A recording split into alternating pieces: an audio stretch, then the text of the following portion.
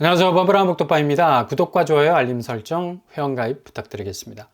농협이 지금 상당히 건전성 부분에서 빨간불이 들어온 현실적인 리액션이 빨라지고 있습니다.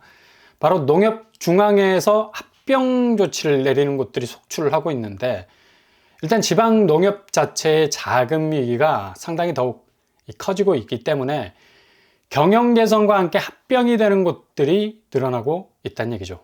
경남에 있는 한 농협은 연체율이 거의 19%에 이르게 되고 적자는 130억이 넘어가는 지방 농협치고는 꽤 큰 규모의 재정 적자가 발생을 하면서 이 농협이 합병이 되는 건데, 이렇게 되면 다른 조합의 부실을 떠안게 되는 이유 때문에 농협 같은 곳들은 배당이 아주 중요한 수익률이 될 수 있어서 배당을 많이 받던 조합원 입장에선 되게 불리해질 수 있는 상황이 펼쳐지게 될 수가 있죠. 농협이 시중은행이기도 하지만 조합원들로 구성되어 있는 새마을금고 같은 성격도 있어서 이렇게 지방 농협 지점이 자산의 건전성에 빨간불이 들어오면 그대로 흡수가 되어버리는 상황이 발생하게 됩니다.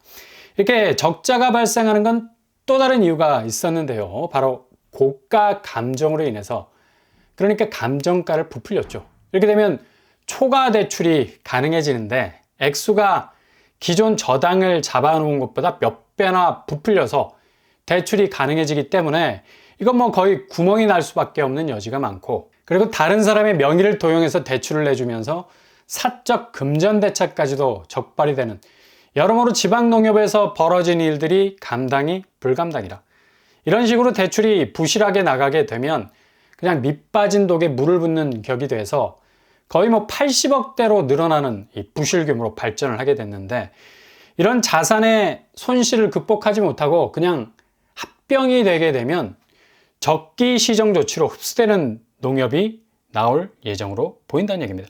SBS의 보도인데, 이렇게 되면 농협도 합병으로 가는 구조조정을 아주 강도 있게 단행을 해야 하는 분위기로 갈 수가 있다는 얘기입니다.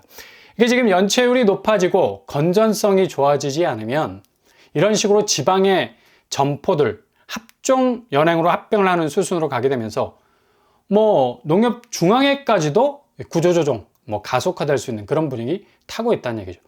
그리고 부실 채권이 또 더욱 증가할 수밖에 또 없죠. 시중은행, 신한, 우리, 국민, 농협도 들어가 있죠. 연체된 부실 채권 비율이 0.02% 정도 상승한 것으로 드러나 있고, 고금리, 고물가, PF 이 고리가 금융권과 딱 물려있는 상황이기 때문에 앞으로 시중은행 상황도 좋지 않을 것으로 보입니다. 농협은 그 중에서도 지방농협을 합병해야 하는 파이가 있어서 여러모로 부담이 될 수 있을 것으로 보이는데, 이게 지금 금융권도 만만치 않는 상황으로 이어지고 있다는 것을 볼 수가 있습니다. 결국엔 차주들이 돈을 갚지 못해서 연체율이 불똥이 튀기는 건데, 이건 은행으로서는 상당히 뜨거운 감자가 될 수밖에 없다는 얘기죠. 연체율 비율을 보면 신한은행이 0.26%, 그리고 국민은행 0.33%, 게다가 농협은 0.39%로 가장 높네요. 상승하고 있는 걸 볼 수가 있습니다. 당장 은행 예금에 있어서 문제가 없을 수도 있으나 시중은행도 PF 문제와 직접적으로 연관이 되어 있어서 향후 건설사 구조조정이 본격화되면서 부실의 정도가 현실적으로 드러나게 될 건데, 이를 위해서 충당금을 엄청나게 쌓아가는 상황이 전개가 되고 있다는 얘기죠. 일단 시중은행은 둘째치고라도 인뱅과 저축은행에선 그렇게 돈줄이 넉넉한 형편이 아니기 때문에 대출 부분에선 창구의 벽이 상당히 높아지고 있고, 일단 마음껏 고객들을 유치하면서 대출 상품으로 실적을 올렸던 분위기와는 완전히 다른 방향으로 가고 있다는 것을 볼 수가 있습니다. 그래서 중저신용자들은 신용 점수가 낮으면 넘볼 수 없는 대출 넘사벽이 갈수록 높아지는 걸 볼 수가 있고, 이렇게 되면 지금 주담대 금리가 변동금리 부분에서 코픽스가 낮아져서 향후 계속적인 금리 인하가 지속이 될 거라고 얘기를 하고들 있지만, 실제로는 5대 은행 주택담보대출 금리 추이는 야금야금 올라가고 있는 걸 볼 수가 있죠.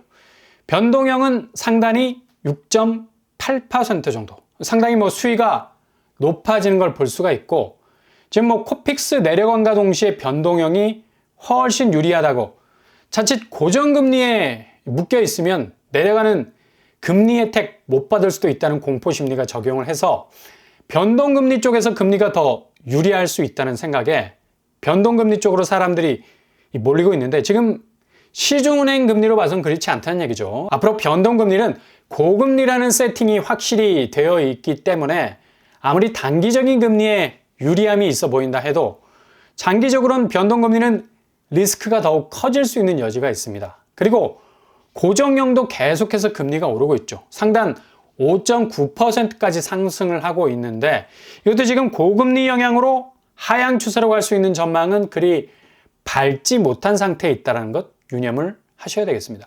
그래서 지금 금융권은 다음 주부터 금리 변동이 확실하게 눈에 띄게 달라질 것으로 보이는데, 시중의 소식들은 은행이 주담대 금리 내린다는 소리들을 아주 낙관적인 전망을 담아서 하고 있는 추세입니다. 근데 농협 같은 경우는 당장 합병 얘기도 오고 가고 있는데, 굉장히 이건 지방농협이지만 아주 심각한 분위기, 농협 중앙에도 충분히 타격을 받을 수 있는 그런 어떤 사안이라는 얘기죠. 주담대 금리가 6개월 연속적으로 하락 추세에 있고 이러니 집값까지 오른다라는 군물도 지피고 있는데, 그만큼 부동산 쪽 자금이 흘러 들어올 수 있는 가능성이 용이해서 집값이 흐르는 자금을 따라서 다시 상승 추세로 가고 있다는 걸 주장하고 있는데, 지금 이런 모습이 되게 웃긴 게 뭐냐면, 한국은행의 이 발표에 따르면 지난달 주담대 금리가 0.01% 떨어졌다라는 거고 6개월 연속 내림세를 보이고 있다는 얘기죠. 일단 변동금리는 내려가는 코픽스 금리로 인해서 금리가 소폭 하향 추세 경향이지만 은행채 금리는 다시 오르고 있습니다. 그래서 결국엔 이렇게 주담대 금리가 엇갈린 모습을 보이고 있긴 하지만 결국에는 모든 금리가 다시 오를 수 있는 가능성이 높아졌다. 아니, 중앙은행은 11번째 금리 동결을 감행해 가면서 지금 금리 수준을 최대한 눌러놓고 있는데, 이걸 반대로 시중은행은 뒤집어 엎고 있다는 얘기죠. 주담대 금리를 오히려 내리고 있으니까 이거 기이한 현상 아니겠습니까? 그만큼 주담대 금리가 내려가는 행보는 중앙은행과 시중은행이 마치 시소 게임을 하는 듯한 느낌마저도 듭니다. 이렇게 서로 엇갈린 금리 정책이 지금 거의 2년여 동안 계속이 되고 있다는 얘기죠. 중앙은행의 금리 통제가 사실상 이 정책 금리 때문에 저금리 분위기로 몰려가서 중앙은행의 긴축적 분위기와는 완전히 다른 결로 갔던 그런 모습들을 시중은행이 보였다는 건데, 이게 그만 작년에 특례보금자리론과 물려서 집값이 소폭 상승하는 자극을 줬고, 게다가 거의 빠지직 무너져가는 거래량을 어느 정도 받쳐주는 역할도 했죠.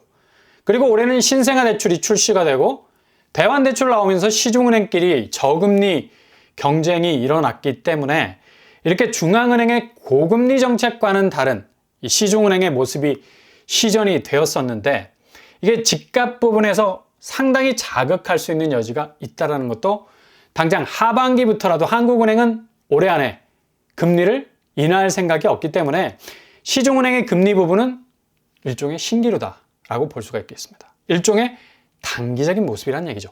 오히려 시중은행은 농협이 지방농협을 합병해야 하고 또 농협 중앙회까지 타격이 있을 수 있는 그런 상황까지 오고 있는데, 유동성 문제가 부실로 이어지고 있다는 반증이겠죠. 그만큼 절박한 상황에서 한가하게 대출 창구 열어놓고 저금리에 주담대를 마구마구 찍어낼 수 있는 상황이 되지 못한다는 얘기입니다.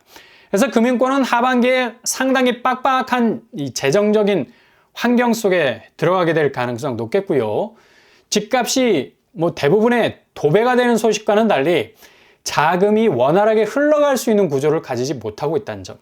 당장 시중은행 유동성 문제가 그리 녹록치 않은 상황이고, 대부분의 시중은행이 충당금을 급하게 벽을 높게 쳐서 쌓아야 하는 상황이기 때문에 자금이 대출을 통해서 흘러 들어가기에도 한계 상황이 올 수 있기 때문이죠. 그러니 집값은 더 이상 오를 수 있는 여지가 별로 없다.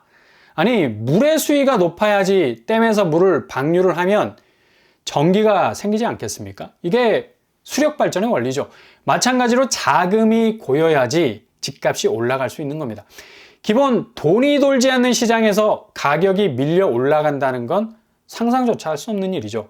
그냥 바닥에 물이 고여 있을 뿐인데 아무리 수문을 열어서 댐을 개방해도 전기 1도 만들어내지 못한다는 얘기입니다.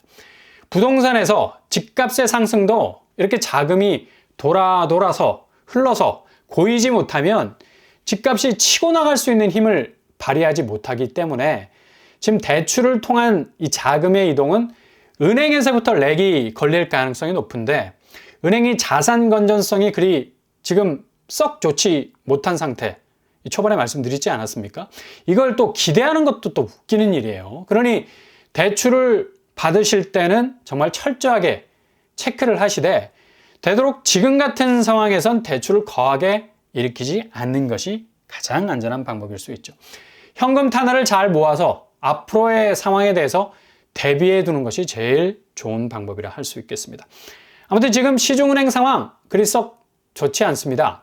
은행 건전성 부분에서 아주 호된 후폭풍을 맞을 수 있는 그런 상황이 발생할 수도 있어서 되도록 스스로의 자산을 잘 가둬두고 무리한 투자나 혹은 대출을 일으키거나 모험을 감행한다는 건 단편적으로 본인 소득을 훨씬 뛰어넘는 그런 가격의 집을 산다는 또 의미도 되겠죠.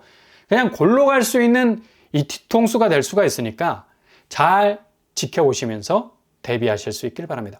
당장 다음 주에 있을 금융권의 본격적인 움직임, 변화들을 잘 살피실 수 있길 바랍니다.